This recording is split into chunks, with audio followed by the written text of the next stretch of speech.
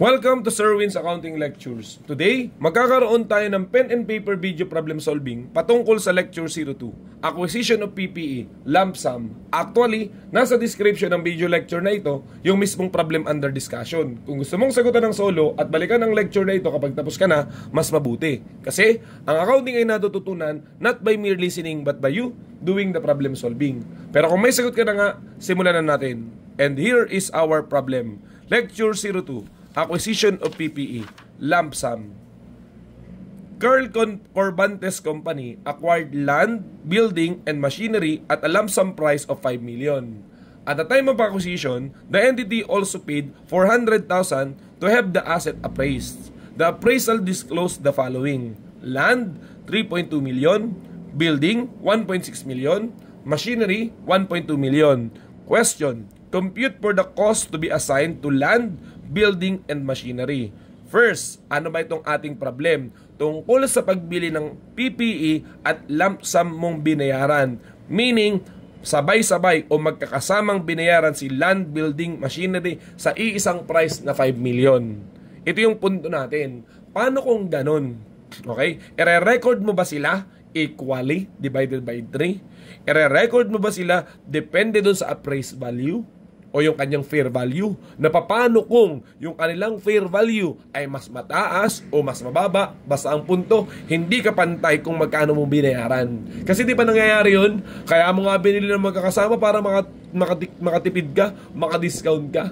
Okay, paano nga kung ganun? Paano natin lalagyan ng value? The answer is, ang method pag binili at a lump sum, we will allocate them based on their fair value. We will allocate the total cost. Okay? Para mas maunawaan, gawin na lang po natin. So una, alamin muna natin, magkano mo ba talaga binili yung land, building, and machinery ng magkakasama. Ang sabi dito, we have the lump sum price amounting to 5 million. And then, pina-appraise mo. Anong ibig sabihin nun? Kumuha ka ng professional para malaman magkano talaga yung kanilang fair value. At gumastos ka dun sa halagang 400,000. That appraisal cost is necessary. Bakit siya necessary? Therefore, capitalizable. Kasi nga, kung hindi ginamitan ng appraisal, kung hindi ka nag-hire ng professional, hindi mo malalaman kung magkano yung totoong value ng mga assets na binibili mo. Malay mo, napamahal ka. Diba? So maigi nang malaman kung magkano talaga yung fair value para malaman mo talaga kung nakatipid ka nga ba ng binili mo at a basket price. Again, capitalizable ang appraisal cost. Therefore, ang total cost, okay, or ang initial cost nung tatlo is amounting to 5,400,000. At yan nga yung ating i-allocate. Paano po ang allocation? Based on fair value. Therefore, gawa tayo ng table. We have here the land, the building, and then the machinery. We will determine their fair value. The fair value of the land again is 3,200,000. The building is 1.6 million. And the machinery is 1.2 million. Okay? Kukunin natin yung kanilang total. Okay, so add natin 3,200,000 plus 1,600,000 plus 1,200,000. We will get a total of 6 million. Okay? So 6 million ang total fair value nila. Pero mapansin mo, magkano lang talaga ang ginastos mo sa acquisition? Hindi ba't 5.4 million lamang? So in short, nakatipid ka kasi sabay-sabay mo silang binili. Okay, pero ang valuation, dapat nakabase pa rin dun sa 5.4 million. Okay, that's why, kailangan mong mag-develop ng fraction for allocation. Paano po yun?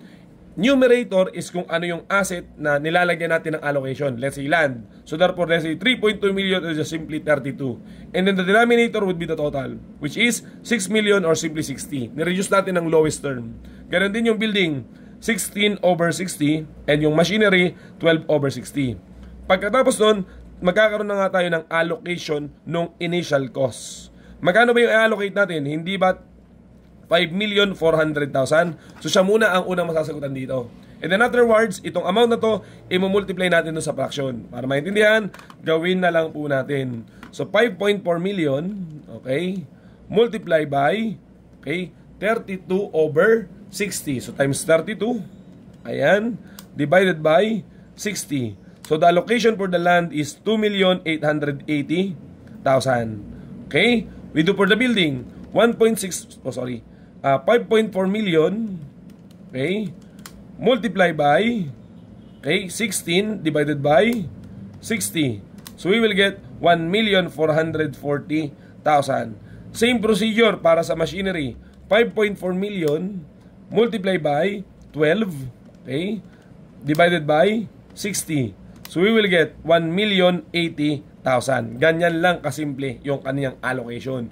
Para masigurado nating tama, we may re-add. I-add natin yung ating inallocate sa land, 2,280,000, plus sa building, 1,440,000, and sa machinery, 1,080,000. Dapat ang total niyan babalanse doon sa 5.4 million na iyong acquisition cost. So, ayan na. Actually, tapos na yung problem kasi ganun lang naman i-allocate. Pero dagdagan natin, prepare the journal entries to record the acquisition.